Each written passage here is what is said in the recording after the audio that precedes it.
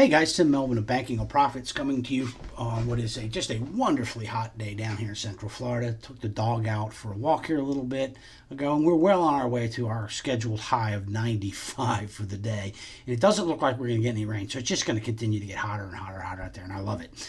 A lot of my friends up in the Northeast and other parts of the country think I'm crazy, but I actually prefer the hot and the humid weather. I so prefer that to anything that produces ice. I would like all of my experience with ice in the future to be confined to my iced tea in the afternoon and whatever sort of cocktail or beverage I might be having in the evening. Snow, ice, and I are not friends. Love this weather.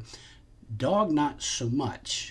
The dog has a deep and abiding love for air conditioning, so she goes out somewhat reluctantly these days and has not been joining me on my longer walks in the morning. Looks at me like I'm crazy. So anyway, last weekend I did something I haven't done in a very long time. In fact, once I was done with this particular activity, I sat down and I thought, and it had been 3 years since I was actually in a shopping mall that I didn't walk through at downtown Disney on my way to dinner at one of the restaurants. So, been a long time since I've been in one of those indoor contained shopping malls. But my stepdaughter had a friend who was in town with her family, and she came over for a sleepover. And the next day, the girls wanted to go to the mall, specifically the Florida Mall, which is about 20 miles away and 3 traffic jams away because it's on the other side of International Drive from where we live over in Windermere. And my wife had some things she wanted to get done that day, and I knew she was looking forward to getting to the pool in the early to mid-afternoon. So I said, you know what? I've got some errands I need to run over that way anyway. We're a member of the Cooper's Hawk Vineyard and Restaurant Wine Club, and it was time for me to go pick up my monthly wine selection, and that's right there at iDrive. So I was going over there anyway. So I said, you know what? I got a couple errands. You relax, do what you got to do, go to the pool. I'll take the girls to the mall. So I went to Cooper's Hawk. I picked up my wine. I got 2 bottles instead of one this month. That was pretty cool. If you have a Cooper's Hawk Vineyard in your area, it's a fantastic restaurant. The wine club is really cool because you get a nice bottle of wine every month. It's less than $20, and they're always having special wine club member dinners and events and tastings that are they're kind of fun to go to. It's a pain to drive to, being over on iDrive, but since I discovered Uber, we just Uber over and just have a grand old time. So anyway, put that one on your list. If you happen to have one in the area, I'm a big fan of the wine club, and you might enjoy it as well. So anyway, ran another errand. Going to come back to that. Then I went over to the mall. Now, everybody's been telling me the mall is dead. Nobody's shopping. All the retailers are going out of business. Yeah, somebody forgot to tell Florida Mall that.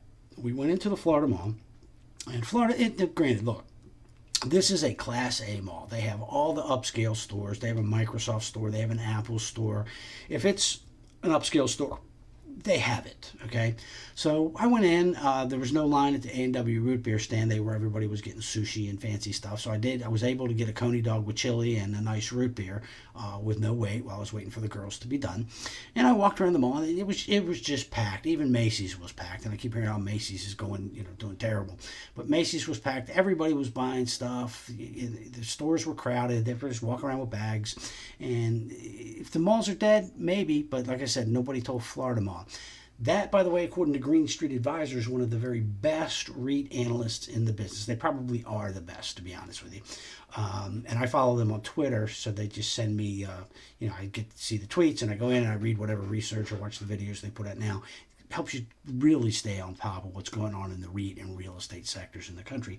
They've been saying for some time that Class A malls are really undervalued at this point because the baby in the bathwater effect has kicked in, and Amazon's putting everybody out of business. Therefore, malls are bad. Therefore, sell mall REITs. Well, they've been selling the good ones with the bad ones, and it might be worth taking a look at some of the mall REITs that own primarily Class A properties.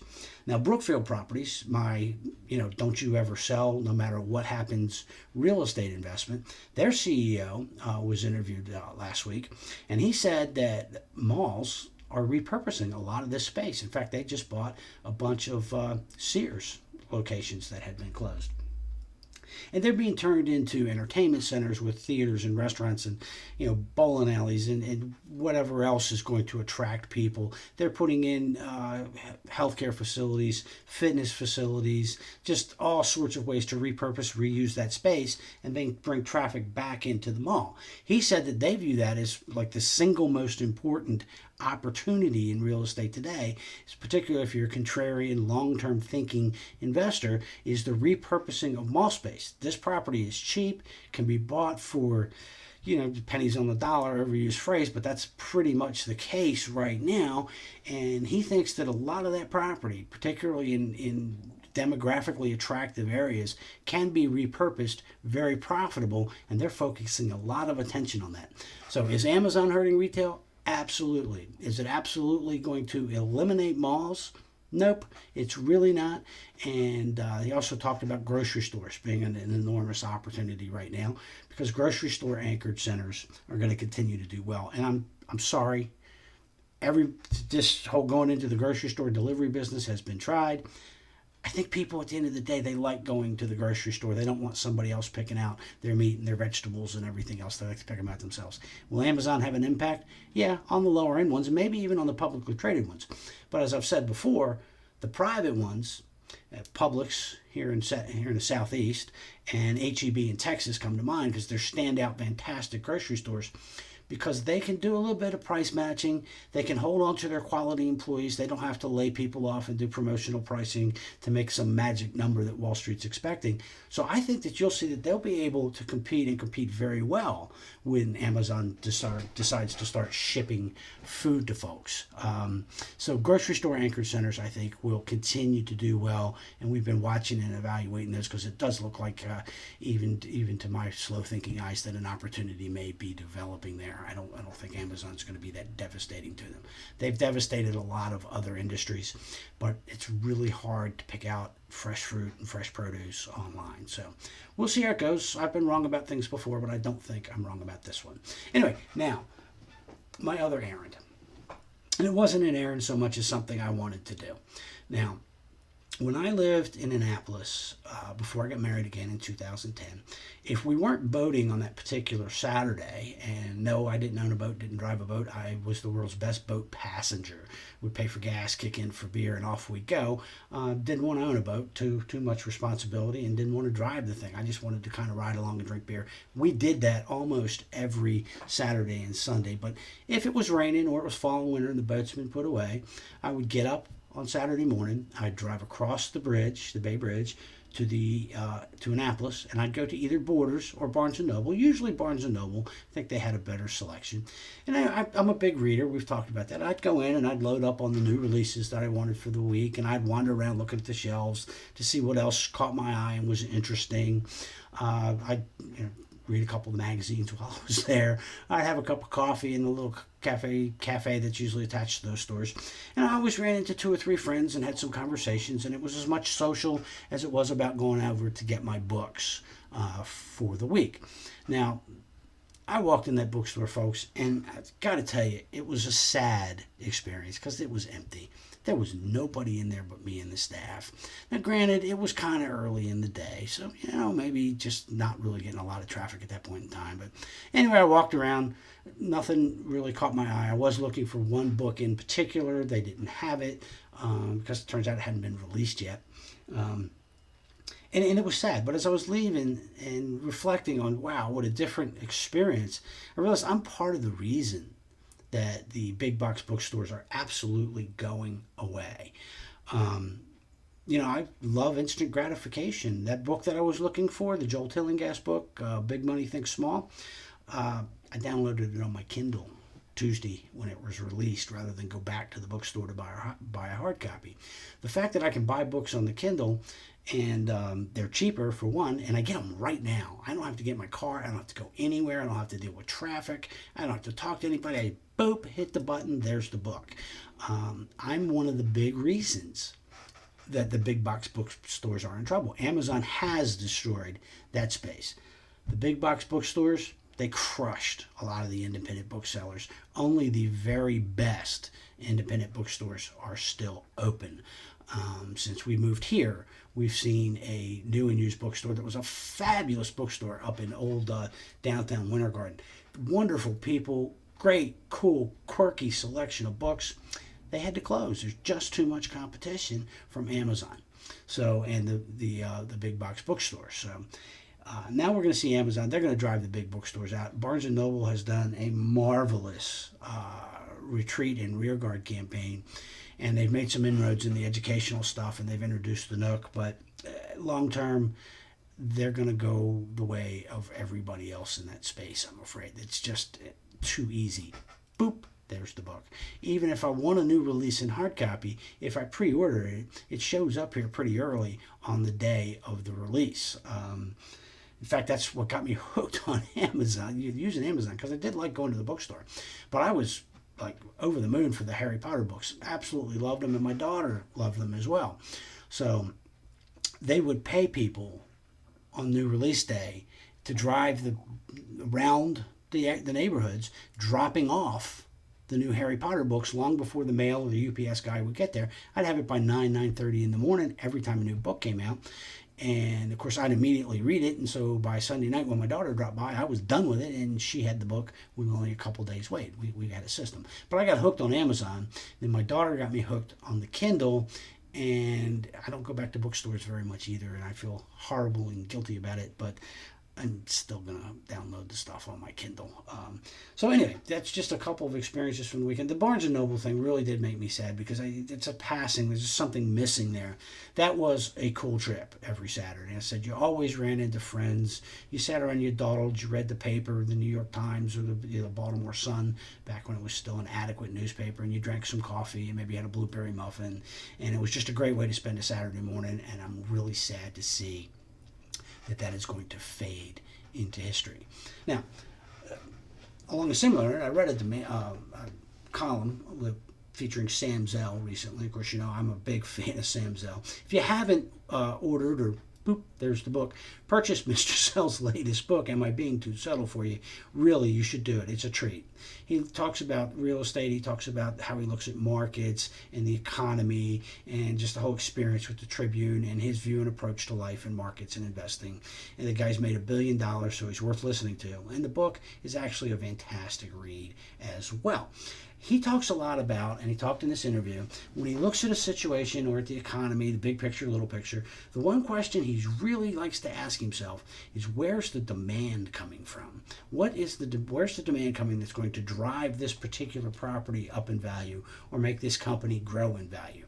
That's why he switched from suburban garden apartments back around 2007 to what he calls 24/7 cities, because that's where he saw the demand. People were taking longer to get married. They were not starting families as young. So the suburban, the good schools and the locations and the grocery stores, that didn't matter as much as being in the center of the city where things are going on, where there's bars and restaurants and theaters and culture. And that's where he started shifting their real estate investment portfolio. Got some great timing. Were able to sell before real estate fell apart. Put a lot of that money to work at very depressed prices. The timing was fortunate, but it was the vision of where's the demand coming from and where's the demand going that enabled him to do that. So that's a cool thought exercise, and you should really do this when you're looking at investing, when you're looking at what to do with your money today. And where's the demand? Okay, the demand right now in the market that's biggest, and this has been a driver for a few years, it's going to be till the economy gets better and interest rates go up. There's a huge demand for income, and it's getting hard to fill that demand. So you've got to look in some different areas. Community bank preferred stocks, the Stone Castle Financial closed-end fund that I told you about last week is a great way in an unusual way, to get some income coming in, and there's going to be demand for that product that's going to make it go up in price. So there's a huge demand for income. Bigger picture, huge and growing demand for senior related items. Now I'm 56, so I'm less than a decade away from being considered a senior citizen. I don't think I'll feel like one because my brain still thinks I'm 28. But the fact of the matter is my body is going to age well beyond my brain, which is something I've been accused of for many, many years now.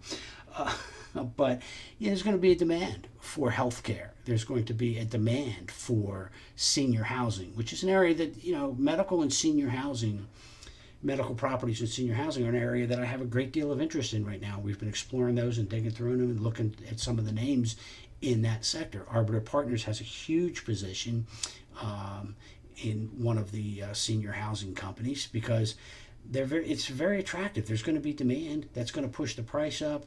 Rates are going to go up, so you should be able to get some cash flow coming back in our direction. There's some neat stuff going on in healthcare. And while a lot of the healthcare stocks are very pricey, we've been able to find some digging around that kind of fit our stricter value criteria. Our main focus is on banks, but I do have some stuff that's not entirely in banks. Most of it's in REITs, I'll grant you that. But so anyway, anything associated with getting older, there's going to be huge demand for that. And there's huge demand for big data. Right or wrong, big data has become the buzzword of American industry, and we're all using big data to find situations that have a high probability of success. So far, it's working very well. We'll see if it continues to work. But the other area that's really coming in demand, particularly in industry, is one that we all need to be concerned about, and that's robotics. Some people say it's all going to be fine, not going to cause widespread job creation. I happen to be in the camp that I think it's going to do some job destruction. Sorry, I meant job destruction earlier. It's going to do some job destruction. We're going to take away further from manufacturing and industrial jobs. Why pay a forklift driver union wages when you can have a robot do it for an occasional grease job? So that's a concerning long-term demand trend. But on the other side of that, there are companies that are involved in the robotics industry that are going to be fantastic long-term investments. So maybe we can consider some of those. The other area that I'm looking at, and people have said it's going to be big. I don't really think it's investable at this point in time, but it's something to watch, and that's the marijuana industry. It's constrained to a degree right now because only a handful of states have legalized it for either medical or recreational uses, and the recreational usage, very few states have passed that because it's going to happen. This is coming. Prohibition doesn't work. It's never worked. It never will work.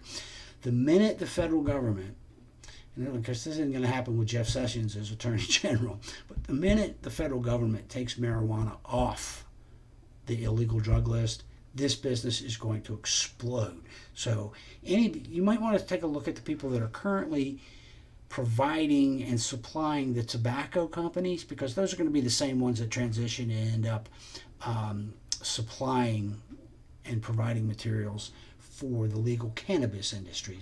We're building watch lists of those all the time, kind of trying to figure out where an entry point is. There are actually banking implications too. It's very difficult right now for cannabis companies, because of federal laws, to have a relationship with the cannabis industry. But some, like First Green Bank here in Orlando, there's an excellent article that I'll send out to subscribers at the end of the week. They talk about how they are developing legal relationships with the cannabis industry here in Florida. It's a convoluted process the way they're going about it, but they're getting it done. Banks that capture market share in the cannabis industry are going to do extremely well in the future. So we're keeping an eye on that too. But it's a fun thing to do, and it'd be a great group activity. Maybe throw a bottle of wine. Maybe if you're a wine club member, you can throw this month's bottle of wine on the table and sit around with some of your smarter friends and talk about where is the demand coming from. It can be eye-opening. It can help you spot some investment opportunities. It can kind of clue you in on some investments that you currently own that it might be time to get rid of and part company because the demand's going to go away. Anyway, if any of you do that, take notes, write it down, send them to me. I'd love to hear your thoughts on that. It's tmelvin@gmail is the address for that. So anyway, where are we at? Oh, here we go. We're talking about the thin markets. We keep talking about it. Demand is really indexing is shifting stock demand and investor interest totally in to the large cap stocks. Take a look. The S&P 500 year to date, 8.68%. In spite of, earnings, an economy that seems to just be mired in the 2% range, might get a little better in the second half, might not, who knows. Stocks are still up 8.68%. That sounds good. Hey, the market's up, almost the 10% level. This is great. But wait, there's more. If we look at the Russell 2000, well, that just went negative for the year. It's down, like 0.1%. Not a big deal, but way behind the big cap stocks. Then if you look at the Russell microcap index, that's off several percentage points. So it's lagging the index stocks, the big stocks, by quite a bit. All of the money is flowing into a very narrow pile of large cap stocks. Can that go on forever? I don't really think so, because I think at some point the market really is a weighing machine, and as more money goes into these indexes, it's starting to not reflect the true value of what's going on there. So we'll see how it all plays out. Be aware that it's a very, very thin stock market right now. Small caps are not attracting a lot of attention. So hang on one second. Let's just put this phone down here on the floor. There we go. It'll stop making noise for us. One of these days I'll remember to do that. Anyway, moving on. Had a conversation with an old friend today. And this friend he's a brilliant man, one of the smartest guys I have ever met in my life. Graduated from prestigious law university back on the East Coast, and never practiced law. Came out of law school, went to work as a journalist, mostly to piss off his father, who was a lawyer, I believe. But it worked out very well for him. Along the way, he met and married a wonderful woman. He's a librarian, has all sorts of degrees associated with being a librarian, who is every bit as smart as him, about 100 times more attractive, and her personality is about 1,000,000 times more appealing, because he's a lot like me. He's a little grumpy sometimes. But anyway, brilliant guy, and I'm not going to go into too much more detail about him, because I'm trying to get him to write a book about his life, because it's just absolutely fascinating. He's lived a wonderful life, done all sorts of research and projects, and I just think the book would be an incredible read. Being very selfish here, I want to read the book. So anyway, we got to talking about his investment portfolio, and he recently went through, and in 1997, 20 years ago, he inherited some money from his father. So he switched his party affiliation from Democrat to Republican, and began an investing career. And he came to me, I was a broker at the time, and he said, what do I do? So we talked about which books he should read, what he needed to know. I took him over to Lou's Restaurant across the street from our office, and I made him buy me a steak sandwich, best one in town. I taught him how to read and use Value Line to evaluate stocks. So my friend split his portfolio up. It was about 60% stocks, and he bought high-quality, dividend-paying blue-chip stocks.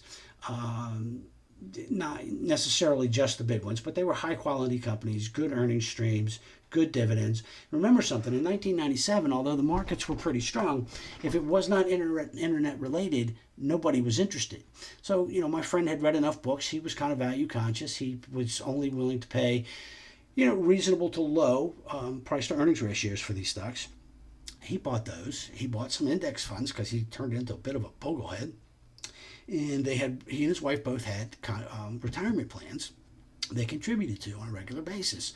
And they bought bonds, and he used two strategies. He used a bond ladder. That's where you just buy bonds every year out for 20 or 30 years, and you just continually roll them.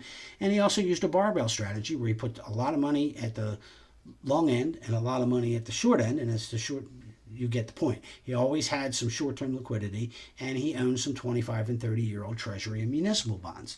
Now, my friend had some tailwinds. The market over this last 20 years has done about 9%, so that's pretty good. Treasury yields when he started were 6.58%. They spiked over 7 at a couple points during this 20-year period. So he's really definitely benefited from the downward pressure of interest rates. And because he barbelled and laddered, he still has today in his portfolio a lot of those 6 and 6.5% treasuries that he bought 20 years ago. He also still has a lot of 5% and 4.5%, high quality A rated or better municipal bonds in his portfolio. And of course, they've gone up in price quite a bit over the last 2 decades. So he's had some tailwinds, no question about it. But he sat down with his all his statements and all his checkbooks because he just was curious. He wanted to know. He tracked every penny in, every penny that ever came out of the portfolio, and he calculated his rate of return.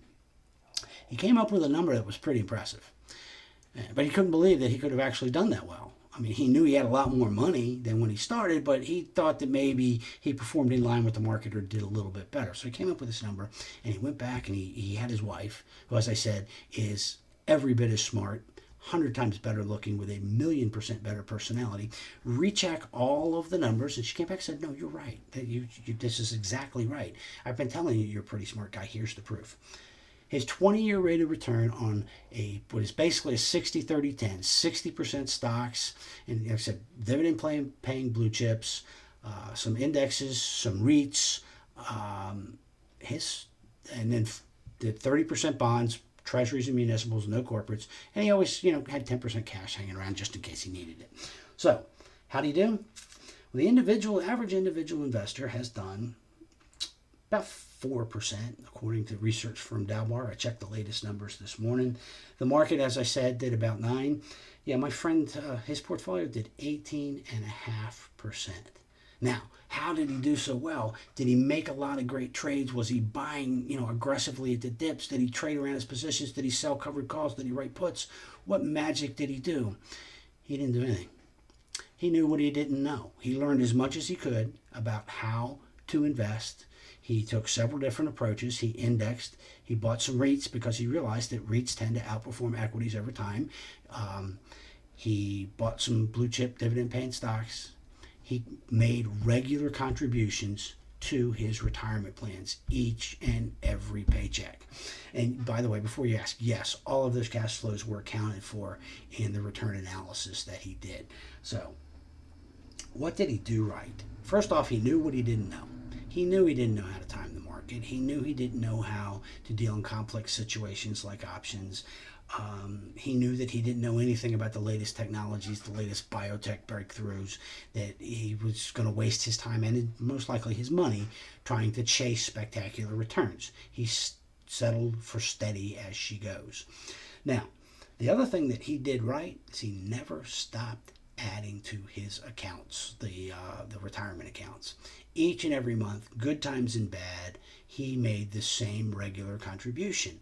Now, he got really lucky. I'm the first one to admit it. There were two massively ugly bear markets in here with some duration to them. You had 2000 through 2003, then you had 2007 to 2009 that were just ugly with prices falling apart. And he just kept putting the money in, kept putting the money in, kept putting the money in, kept putting the money in. Now, usually in those markets, I'm running around like a little kid trying to figure out what I can sell to buy more stocks. He didn't do that. Just put the money in, put the money in, put the money in, put the money in. Didn't touch anything else. And of course, he didn't feel as much pain as the average investor because he had that 40% bond and cash component and regular flows of cash from dividends and interest coming through his account. He knew what he didn't know. He bought stuff at really good prices, and he just owned them. That's all. He paid a good price for a good company. He reinvested his dividends and his interest payments, and he did nothing. He didn't get too excited. He didn't get too scared. He didn't check prices every day. He was out doing other stuff with his life, with his career, with his wife, with his nieces and nephews. He said, he's got to write a book. I'm going to make him because he's lived an amazing, very full life. And he just let the money do its job. He didn't try to be too fancy. He just reinvested, kept contributing, didn't get scared, didn't get excited, just let time and value do their job. 20-year rate of return, 18.4%. He's not a full-time investor. He's not the reincarnation of Ben Graham. He knew what he didn't know, and he knew how to let time and value do all the work for him. So the perfect individual investor, we'd all be better off if we would replicate my friend's activities. I got to talk to him. I want to get permission to maybe get into a little more detail about exactly what he did. Maybe I can get him to do an interview, and we'll figure out a way to hook up a video link and do that, because he really is the perfect retail investor. Fabulous story. He knew what he didn't know, and he let time do the job for him. Nothing fancy. Didn't get too scared, didn't get too excited, and stayed the course. That's how you make money in the markets, guys, not chasing the latest, greatest new idea. So anyway, the wife and youngest went up to Clayton, Georgia, which is in the Rayburn Gap in northeast Georgia for the eclipse. Now, I'm just going to tell you, if you want to know what a total eclipse looks like, if you go to my Facebook page, which is public, or my Twitter feed, there's pictures there. And our 14-year-old daughter is in the picture. And of course, now she's 14 years old. She has seen it all. She knows it all. And she will tell you that. So, but the look of pure amazement on her face as she's looking up, as we're in totality, and she, of course, you take the glasses off and look up at that, and you've just got the corona coming around off the edges of the moon, it just tells you everything you need to know about a full and total eclipse. They had an amazing experience. We had a 90% eclipse with clear skies here in Florida yesterday. So the dog and I got to watch a little bit of it. I was impressed. She, not so much. But she got some good sniffing time in while I was looking up at the sky with my special funny-looking eclipse glasses. So anyway, check those pics out. They're on my Facebook page and in my Twitter feed. But it was just an amazing experience. But then we found out something else. It's a really cool idea to go up into a small town in the mountains to watch the eclipse. Clear skies, beautiful view, beautiful scenery. They got to hike in a state forest up there on Sunday afternoon. But, they're about 2.5 hours east of Atlanta. Major population center, of course. Seems like most of Atlanta had the same idea. And so they had come in over Friday and Saturday and Sunday. So there was no big rush going in when they got up there Sunday afternoon. But you know what all of those people did at 3:30 on Monday afternoon? Headed home. And we're talking country roads. We're not talking interstates here. It took her 4 hours to go 30 miles stuck in the car. Now, fortunately, they've got, Game of Thrones book on tape, so they're listening to that. But that's a frustrating experience.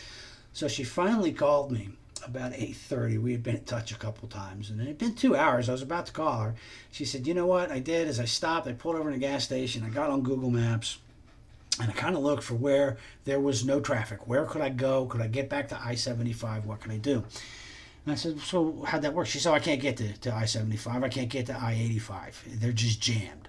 So what I did is I turned around. I went further east. She went all the way back to Athens, Georgia, where she got a room at the Graduate Inn, which is an old quirky inn there across from Georgia Tech University. And they got a little bit of dinner, and they just crashed for the night. They never even came close to making it home. Won't be home till 2:30, 3 o'clock this afternoon. But it's been quite an adventure. And she said, seeing the total eclipse, but B, the look on the young one's face when she saw the total eclipse made the trip and all the aggravation more than worthwhile. So anyway, on to baseball. Orioles, you know what? Right about 500. We get a good game. We get a bad game.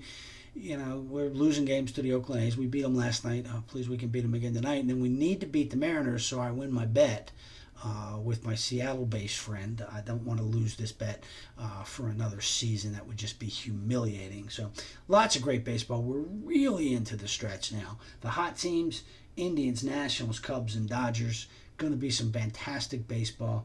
Now, here's a great story. Boog Powell, of course, was a legendary first baseman for the Baltimore Orioles. Hit 339 career home runs. Great big guy. And when he hit a ball, it was just gone. He's also a fantastic defensive third baseman. But anyway, he now has a barbecue stand in Camden Yards that he's had since the place opened 25 years ago.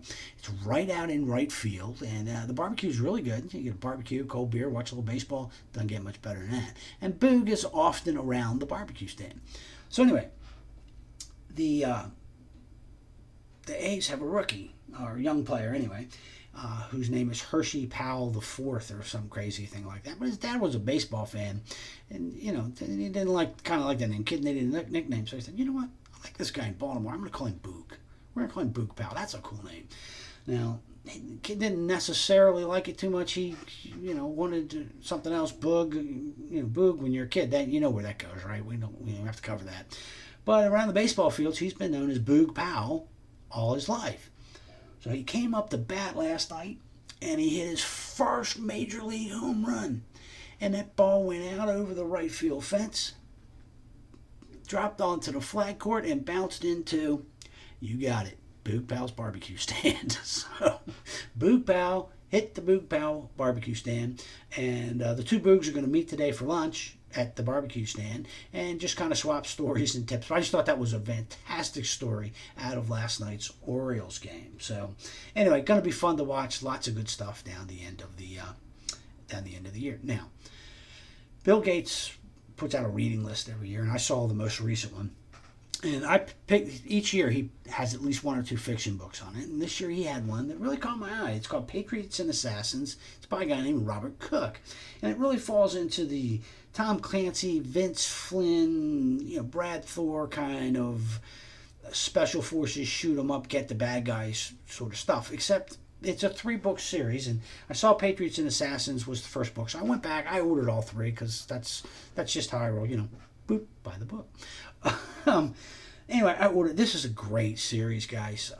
The main character goes by the nickname of Cooch. Not as bad as Boog, but not much better either. But anyway, he's a special forces type. He has a Arab heritage on his mother's side, and there's they really, as you would expect from Gates, there's a really big tech twist to this, and using technology to maybe overcome some of the problems that currently exist in the Middle East. Not sure it's the end-all, be-all solution, but it's sure an interesting idea. So you get all your shoot 'em up, your excitement. The books are really well written. Mr. Cook is a very good writer. Great plot twists, with some serious talk about politics and technology that make this just an entertaining and fantastic read. Highly recommend it. Also, working my way through that Joel Tillinghast book, Big Money Think Small. Got totally distracted by this Robert Cook series. I mean, this has just been wonderful to read. I'm having a lot of fun with it. The books don't cost much on Amazon. I think I spent $15 for all 3. Boop, buy the book and save money. So, but the Tillinghast book, who manages, of course, the Fidelity Low Price Stock Fund, is a fantastic read, and actually learning a lot from it. Highly recommend it, especially for any younger or investors or people that are new to the investing game out there. So that's all I've got. Ran really long this week. I would apologize, but I had a lot of fun with this one. Hope you guys had a great week. Hope you got to see the eclipse.